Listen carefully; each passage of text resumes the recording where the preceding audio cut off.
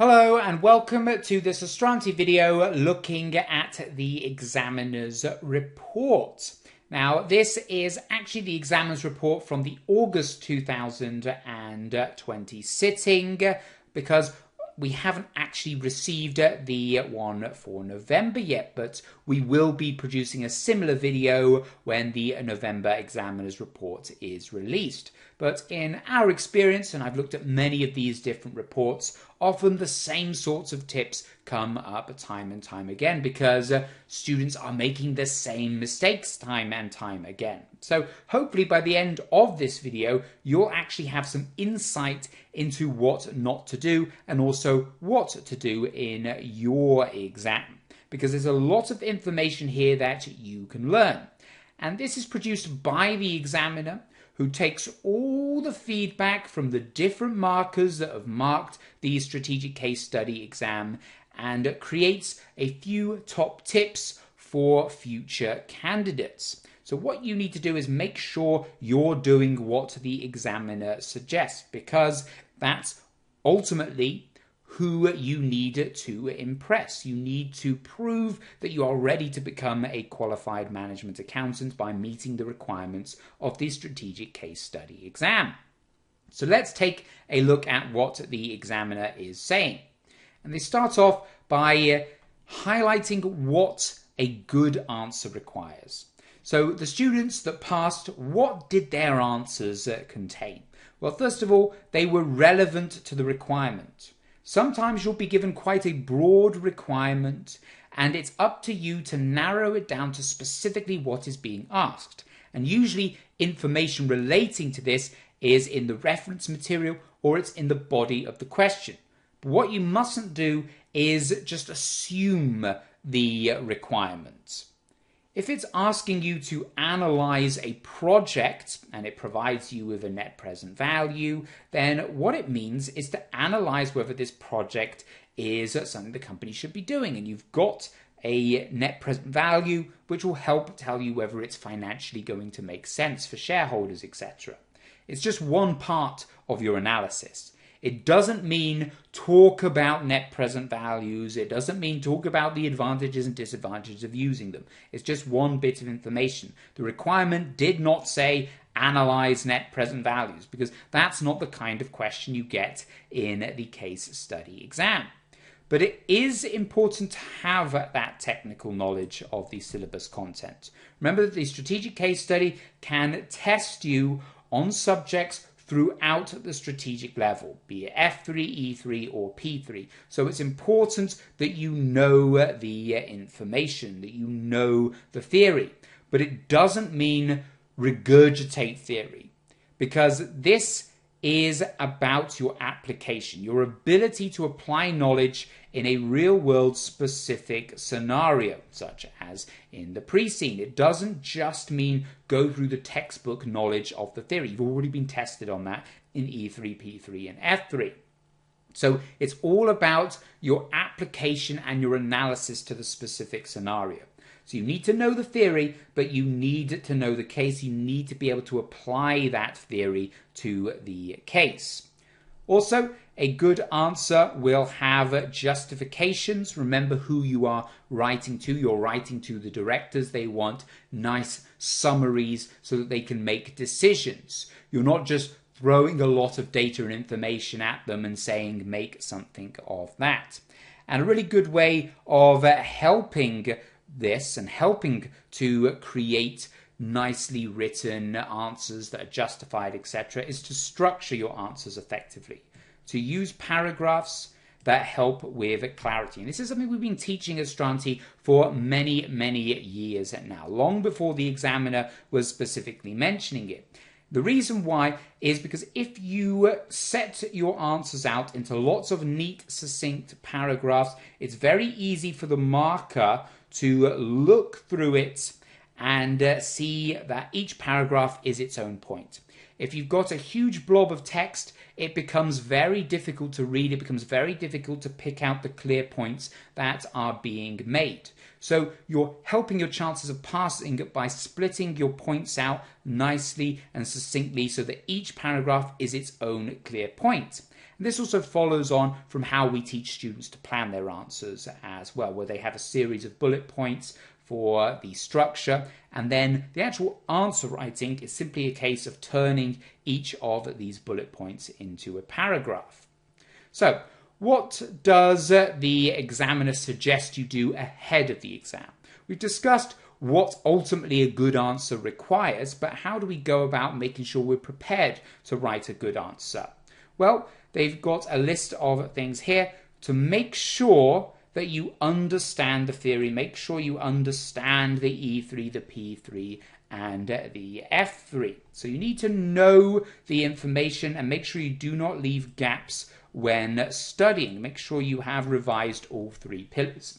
Now, you won't need to know the theory to quite the same extent as you would for, say, your F3 exam. For example, hedging. You just need to know why you might hedge against losses, etc. You don't need to know the very intricate specific details about how you would price an option and futures contracts and all those sorts of things, but you will need to know why an organization would undertake hedging, because you need to apply it to the scenario. And that leads into the second point, which is making sure you are familiar with the pre-scene. Making sure you know about the company as if you are actually working at the company. You don't want to waste time looking at the pre-scene in the exam. You need to know about the strategic threats facing the companies and the opportunities that the company has as well, to make sure you are answering in a very specific way. You can't just make up general threats and general opportunities that companies in this position might be facing. You have to know the specific threats that this specific company is facing. And do make sure you spend time planning, you spend time undertaking mock exams and past sittings, as the examiner has specifically said here. Because it's not just about knowing the knowledge. You can know the pre-scene, you can know the theory, but the skills specifically required to write relevant answers require practice. You need to practice your planning, practice taking a requirement and breaking it down into its component parts and building a plan, structuring an answer around that. Also, you need to focus on your time management. It's a very, very time-intensive exam, and therefore it's very important that you practice your exam technique. And also make sure that your recommendations are logical, they're clear, and that they are justified. And that's another thing that you learn by practicing. You learn how to bring up your for points and your against points, and then how to nicely conclude them at the end. All of this comes with practice. And in our experience here at Astranti, we have students that sit many mock exams, and the first time a student sits a mock exam, they generally perform quite poorly. They improve a lot over the course of taking those mock exams, but the first attempt is often quite poor. So if you think about students that have never taken a mock exam, they've never done a previous case study or a practice paper, etc., that first time where they inevitably perform quite poorly is in the actual exam. And of course, you don't want to be performing poorly in the actual exam. So these are some key tips for things that you can do before the exam. Make sure you know the syllabus, make sure you know the pre-scene, make sure you practice writing answers, make sure you undertake mock exams. But the examiner is also given some advice on what to do during the exam. So this is when you're actually sitting the exam, and some key tips to take forward. And the first one they've got here is to answer the question. Now, as they've mentioned here, that may seem very obvious, but as I already alluded to, often students will misinterpret the question, or they'll answer the question they think they have to answer. So it often requires you to have syllabus knowledge and to be able to reference certain theories, etc. But they must relate to the scenarios, or you're not going to get many marks. There's no marks purely for name-dropping lots of theories. Only use the ones that are relevant, only use the parts of those theories that are relevant to answering the questions. Just writing out lots of textbook knowledge is not going to pass this exam for you. Also, focus on answering the questions with regards to your presentation and tone as well. Remember that you are writing to the directors. You're not writing to lower level staff members, you're writing to the directors. They want information that is going to allow them to make informed decisions. Remember, you're a senior manager responding to the directors. But also, do make sure that you provide information that might be unpopular if necessary. Now, this is something that students often make, or a mistake that students often make, is that the director says to them, please undertake this project, I think it's a really good idea, or please undertake an analysis of this project, I think it's a really, really good idea. So what students will often do is they'll try to find a way of justifying why it is a good idea. Now, it could be at some point during your analysis, you look at it and think, well, actually, this is not a good idea at all. But of course, you would not be acting with integrity, with objectivity, etc., which are important as parts of being a CIMA accountant, if you were to go against that, even though you know it's not a good idea, you're just saying it's a good idea because you want to appease your director. That is not acting like a CIMA accountant should do. And if you feel that it is genuinely a bad idea, you have to say so. Because, of course, the directors, they want you to be honest. They want you to provide information that allows them to make effective decisions. And just saying yes because they want it to be a good idea is not the way to go about that. And also, remember that there are no right or wrong answers. It's all about how you explain yourself, how you justify yourself. Just because the mark scheme or the next question, etc., plays off the fact that, say, we went ahead with this decision, doesn't mean you were wrong for saying we shouldn't go ahead with this decision. So you will not be marked down because you went a different way than other students might have gone. It's all about how you satisfy the requirement. Also, remember to use your time wisely. It's a very, very time-sensitive exam. There are 3 tasks with an hour allocated to each, and that is 1 hour per task. That's not 3 hours in total. If you finish one task half an hour early, doesn't mean you have an hour and a half on the next one. You'll lose that time if you do not use it. However, it's very unlikely that you're going to have that much time spare because it is a very difficult exam and it requires good time management. And if you've got 2 requirements that suggest you use 50% of your time on each, then you should be using 50% of your time on each, because that will also indicate how many marks each section is worth.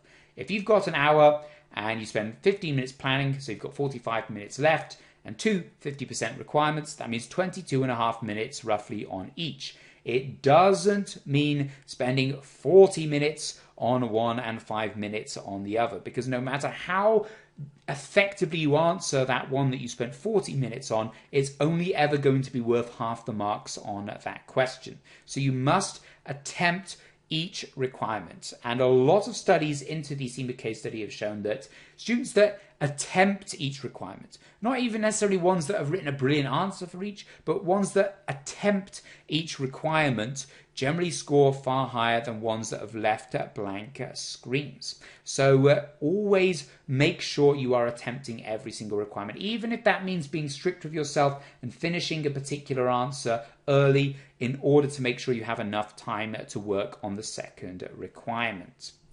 And finally, point 4, and this feeds in with some of the points I mentioned relating to point 1, is do not put in irrelevant material that doesn't help answer the question. Don't spend time bringing up real-world analysis that doesn't actually help answer the requirement just because you want to show off that you've got this real-world knowledge. Don't bring in lots of theories that don't help answer the question just because you want to show off this knowledge. You'll fall into that trap of just trying to write information that is impressive rather than ones that is actually looking to answer the question. So always make sure that you are tying everything back to the specific requirement line.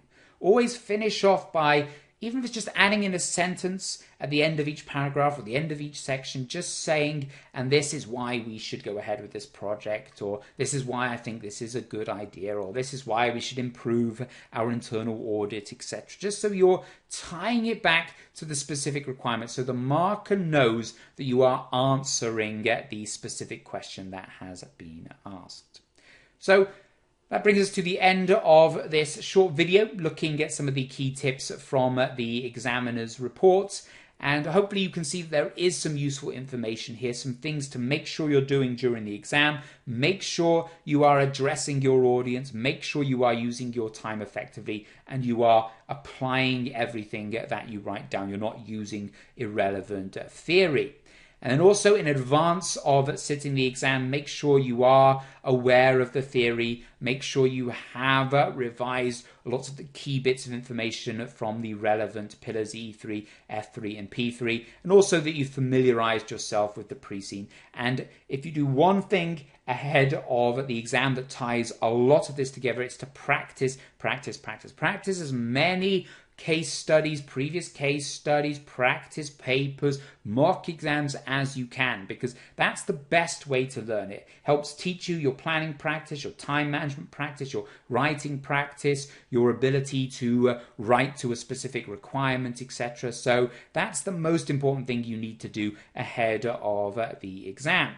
So thank you very much for watching this video. I hope you have enjoyed it and you have found it useful. Please do take this information on board. It will be very useful as you sit your exam and as you conduct your studies. And I hope to see you again soon.